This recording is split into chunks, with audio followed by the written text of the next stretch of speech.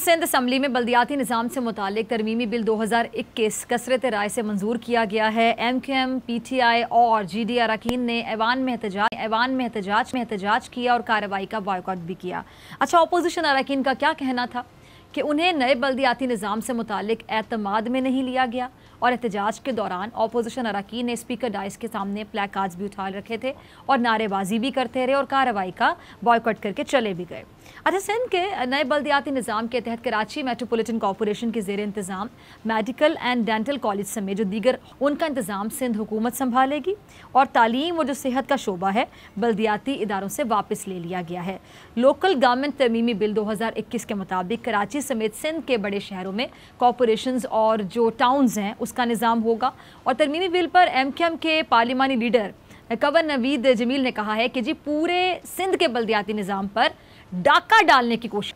अभी सूरत हाल पे बात करने के लिए मेरे साथ मौजूद मेहमान मौजूद हैं, किसी तारुफ के मोहताज नहीं, साबिक सूबाई वज़ीर सिंध और सीनियर रहनुमा MQM पाकिस्तान रऊफ़ सिद्दीकी साहब, बहुत शुक्रिया वक्त देने के लिए। रऊफ़ साहब, MQM पाकिस्तान का ये कहना है कि जी वाटर बोर्ड और जो KDA बल्दिया के पास होना चाहिए, लेकिन बल्दियाती बिल में तरमीम से आइन की धज्जियाँ उड़ाई गई हैं। आप लोगों ने बल्दियाती तरमीमी बिल के ख़िलाफ़ अदालत जाने का भी ऐलान किया और एहतजाज का भी फैसला किया है, क्या कहेंगे इस तरमीमी बिल पर? देखिए बीबी, पहली बात तो एक बुनियादी उसूल अगर सामने रख कर कानून साजी की जाए तो वो भी फिर भी वो एक्सेप्टेबल होती है। दुनिया में जितने भी शहरों को जब मेट्रोपॉलिटन स्टेटस दिया जाता है तो उसके अंदर वो तमाम इदारे उसके मातहत होते हैं, मेयर के और इस सिस्टम के, हत्ता कि पुलिस जैसा इदारा भी जो है वो उनके मातहत होता है। लेकिन अब अगर इससे हट कर कानून साजी हो और पै दर पै हो, हर 6 महीने के बाद पता चला कि एक फिर कमज़ोरी रह गई है तो उसके लिए फिर एक नई कानून साजी, तो जब आप उलझने पैदा करते हैं तो शक व शुबात में इजाफ़ा ही होता है।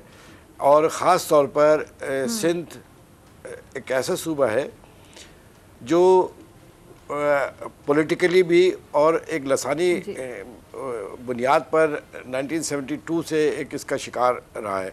कराची, हैदराबाद, नवाबशाह, सक्खर, मीरपुर ख़ास तो यहाँ के जो नुमाइंदे हैं, जो नुमाइंदगी करते हैं यहाँ के अवाम की, वो भी इन तमाम चीज़ों को देखकर अगर तो वो उस शहर के लिए, उस सूबे के लिए कुछ बेहतर हो तो फिर भी समझ में आता है। लेकिन जो सूबाई इदारे मौजूद हैं वो ख़ुद क्लैप्स हो चुके हैं। करप्शन की इतनी बुरी हालत तो कभी भी आंखों से नहीं देखी कि अब तो कोई ये रियायत ही बाकी नहीं रह गई कि किससे रिश्वत जो है वो ना ली जाए और किससे रिश्वत ली जाए। तो इसकी वजह से ये शक व शुबात जो उलझनों का शिकार थे अब तो तशज़्ज़ुबाब हो गए। मिसाल के तौर पे ये बड़े इदारे तो देना छोड़ दिए, KDA फला मैं क्या क्या बोलता रहूँ, सारे इदारे आपने ले लिए। जबकि 18वीं तरमीम की अगर रूह के मुताबिक देखा जाए, जिसका एक सहारा लिया जाता है और इसका सबसे ज़्यादा वायलेशन अगर कोई हुआ है तो वो सिंध में ही हुआ है। 18वीं तरमीम में आप फेडरल से तो प्रोविंस में ले रहे हैं चीज़ें, लेकिन प्रोविंस से लोकल गवर्नमेंट जो कि एक तीसरा, यानी किसी भी डेमोक्रेटिक कंट्री का सबसे इम्पोर्टेंट जो बुनियाद है वो लोकल गवर्नमेंट है, उसको आप स्ट्रेंथन करने के लिए तैयार नहीं है। गुज़िश्ता 4-5 बरस से आपने खुद देखा जो सूरत हाल थी। तो इसमें तो कोई शक की बात नहीं है कि इसके साथ वो कुछ होगा जो इससे पहले कभी किसी के साथ नहीं हुआ। आप 2-2.5 करोड़ 3 करोड़ के एक शहर में इस तरह के तजुर्बात करेंगे, इस तरह गम व गुस्से को बढ़ाएंगे। देखिए, कानून साजी अवामी मफाद में की जाती है या कौमी मफाद में की जाती है, और जहाँ ये दोनों ही चीज़ें ना हो तो फिर क्या समझा जाएगा। एक सख्त तरीन अल्फाज अगर इस्तेमाल किया जाए तो वो ये है कि शायद कोई शवनिज़म वाली बात है, लेकिन इसका फ़ायदा नहीं होना है। इसका फ़ायदा मौजूदा हुकूमत को मिलने का सवाल ही पैदा नहीं होता है। इस वक्त मौजूदा हुकूमत में आप किसी भी अंदरूनी सिंध के किसी भी गाँव में, शहर में आप चले जाइए, कराची को तो छोड़िए, वहाँ पे लोग क्या कह रहे हैं। आप डिलीवरी नहीं कर पा रहे और इतना बड़ा सूबा जो है वो एक कैबिनेट के हवाले है जिसकी नुमाइंदगी भी नहीं है। आपने तो यहाँ की नुमाइंदगी को भी बुलडोज कर दिया कि तो अब अक्सरियत की बुनियाद के ऊपर कभी भी फैसले, एक अच्छी हुकूमत जो आवाम से मोहब्बत करती हो, आवाम के लिए हो, वो कभी भी ये नहीं देखती कि एक बिल जो अवामी मफाद में है इसको अपोजिशन ने पेश किया है या सरकारी बेंचों ने पेश किया है। ठीक है, जब ये सारी चीज़ें नहीं अच्छा होंगी, साहब, जो वज़ीर बल्दियात नासिर हुसैन, जी जी ठीक है, आप अपनी बात मुकम्मल कर लें। जी जी, तो मैं ये कह रहा था कि इस तरह तो हुकूमतें नहीं बल्कि ख़ानदान भी नहीं चलते जिस तरह ये इस वक्त सूबाई हुकूमत चला रही है। और मैं तो आगे बढ़ के एक और बात कहूँगा कि वफाकी हुकूमत भी ऐसे नहीं चला रही है जिस तरीके से चलाना चाहिए था।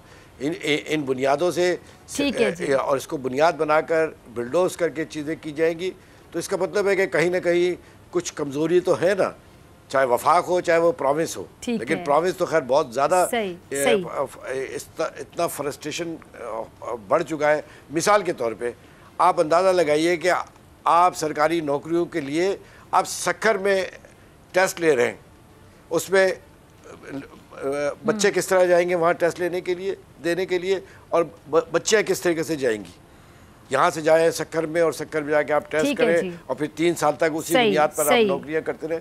ये तो मतलब है, ये तो मेरे ख्याल में फ़िरौन भी ऐसा नहीं करता होगा। अच्छा रऊफ साहब, आपने नासिर हुसैन शाह साहब को सुना होगा। वज़ीर बल्दियात नासिर हुसैन शाह साहब ने कहा है कि हम 140A की जो शिक है उस पर अमल चाहते हैं और उन्होंने ये भी कहा है कि जो टाउन सिस्टम है वो होना चाहिए। जब सब जमातों ने टाउन सिस्टम का कहा तो हम लेकर आए। क्या कहेंगे उनकी इस बात पर? नहीं, अब नासिर शाह साहब तो ख़ुद सूबाई वज़ीर है ना, वो क्या बताएंगे कि वो ये कहेंगे कि हमने सब कुछ गलत किया है।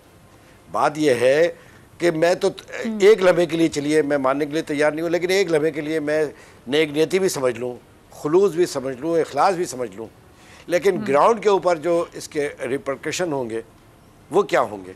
अच्छा नहीं, वो तो जारी बात नहीं कहेंगे हमने गलत किए, मैं आपकी बात से एग्री करती हूँ, लेकिन रऊफ साहब ये कह रहे हैं जब सब जमातों ने टाउन सिस्टम का कहा तो हम लेकर आए।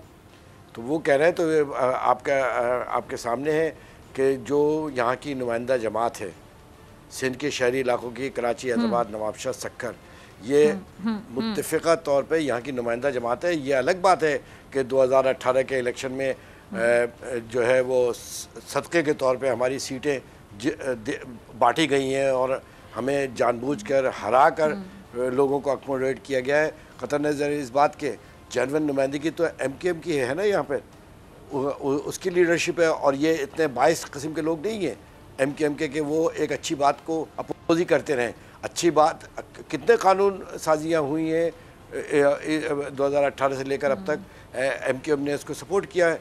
हर अच्छी बात को MKM सपोर्ट करती है। लेकिन ये जो मैंने शुरू में बात की थी कि अगर आप उलझने पैदा करेंगे तो शक व शुबात बढ़ेंगे और शक व शुबात और उसके जो साइड इफ़ेक्ट्स हैं, ये कानून ये बैकफायर करेगा। आपको शायद अंदाज़ा नहीं है गुज़िश्ता 10-12 बरस में ये बल्दियाती मामलात के ऊपर कितनी दफ़ा कानून साजी हुई है। 4-4 दिन में मंजूर भी हुई और 4 दिन के बाद फिर एक नया कानून भी आया।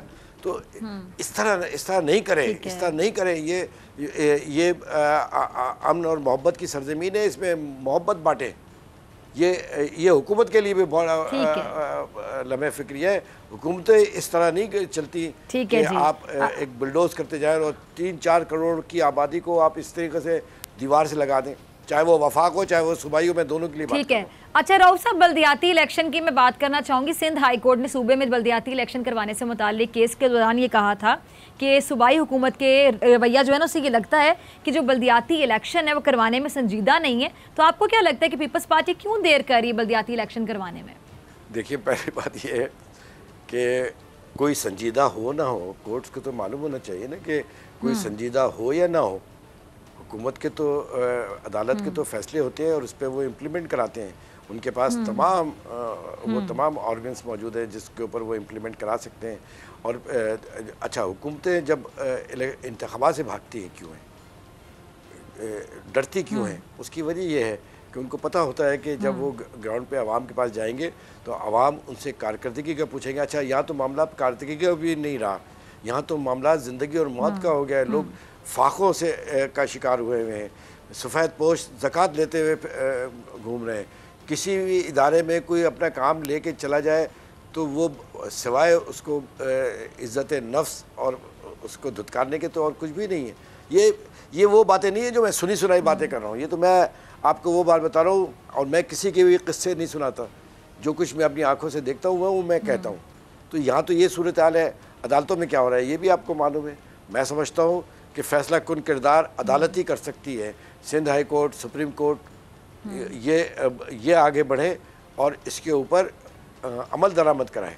MQM की बहुत सारी पिटिशंस पड़ी हुई हैं अदालतों में, हाई कोर्ट में भी और सुप्रीम कोर्ट में भी। सही है। उसको टेकअप करें और रोज़ाने की बुनियाद पर करके फैसला करें, ताकि वो तमाम जमहूरी क़ुव्वतें, वो अवाम दोस्त क़ुव्वतें जो भी हैं सिंध के अंदर, मेरा मतलब सिर्फ MQM नहीं बल्कि वो तमाम अवाम दोस्त क़ुव्वतें उस अदालत के अहकामात के ऊपर साथ खड़े हों और एक जमहूरियत प्रिवेल करनी चाहिए ना कि ताकत। ठीक है। रऊफ साहब, आपकी बात से मुझे याद आया, ये नस्ला टावर जो मुतासरीन हैं उनके मुआवजे से मुतालिक MQM पाकिस्तान ने भी सिंध हाई कोर्ट से रुजू की है और पीपल्स पार्टी ये कहती है कि वो भी यही चाहती है कि जो कसूरवार है अदालत उसका एहतसाब करे। तो आपको क्या लगता है असल कसूरवार कौन है? देखिए, मसला एक टावर का होता ना तो कोई मसला नहीं था। मसला ये है कि पूरे पाकिस्तान में, कराची तो ख़ास तौर पे और पूरे पाकिस्तान में आपको नहीं पता कि चंद छोटे छोटे मामूली जुर्मानों के साथ सारी चीज़ें रेगुलराइज की गई हैं। एक बात। दूसरी बात ये है कि जिसने बनाया, जिसने NOC दी, जिसने ये तमाम चीज़ें की, लेकिन इसका खमियाजा लोग भुगतेंगे। मैं तो ये कहता हूँ कि एक शख्स भी अगर इसका विक्टिम है तो उसको कंपनसेशन देना, और अगर ये तमाम चीज़ें हुई तो सिंध के इदारों ही ने अप्रूवल दी थी ना, जिसकी वजह से लोगों ने धोखा खाया। और ये एक जगह नहीं है, ये बेशुमार जगह के ऊपर है। तो एक अदालत का पहला काम रहम व करम के साथ होता है। ये नहीं होता कि अवाम दरबदर हो जाए, अवाम के जमा शुदा पूरी। अब कितने लोग उसके अंदर 2-3 ख़वातीन को तो हार्ट फेल हो गई और वो मर गई। आप मुझे बताइए कि वो अल्लाह ताला की बारगाह में जब वो पहुँचेंगे और वो जब बताएंगे कि हमारी जमा शुदा पूंजी को किस तरह तबाह व बर्बाद किया, या जिनके पैसे लगे हैं, कतई नज़र इस बात के कि अदालत का फ़ैसला सही था या गलत था, वो अदालत जाने। और ज़ाहिर बात है उन्होंने बहुत अच्छी तरीके से देखा होगा। लेकिन मामला ये है कि वो लोग वो कहाँ जाएंगे। बल्कि अदालत के फ़ैसले में ये लिखा जाना चाहिए कि जितने भी इसमें इलाटीज़ हैं, जितनी उनकी मार्केट वैल्यू के हिसाब से जो उनके पैसे बनते हैं उनको दें। इस तरह बस्तियाँ थोड़ी मस्मार की जाती। ठीक है। रहने के लिए लोगों के पास घर नहीं है और बस्तियों की बस्तियाँ। और हाँ, अगर तो ये बड़े और छोटे की बात है तो फिर पूरे पाकिस्तान के इस्लामाबाद से लेके कराची और कराची से लेके गिलगित और बलूचिस्तान सब जगह एक ही तरीका होना चाहिए। लेकिन मैं आप ज़ाती तौर पर मुझसे पूछेंगी तो मैं तो किसी की झोपड़ी गिराने के लिए भी तैयार नहीं हूँ। एक गरीब जिनके पास रहने के लिए छोटे छोटे मासूम बच्चे चारपाइयों पे पड़े हुए मैं देखता हूँ, दिल खून के आंसू होता है कि यार वो कौन सी ताकत लाएं, वो क्या चीज़ हो जो इनको छत दे दी जाए। मेरे व्यूज़ तो इसके बारे में बिल्कुल ही डिफरेंट है, चाहे वो पसंद हो या ना पसंद। ठीक है, मैं तो ये भी नहीं बर्दाश्त कर सकता। बहुत शुक्रिया आपके वक्त के लिए। सब्सक्राइब करें और बेल दबाएं ताकि कोई खबर रह न जाए।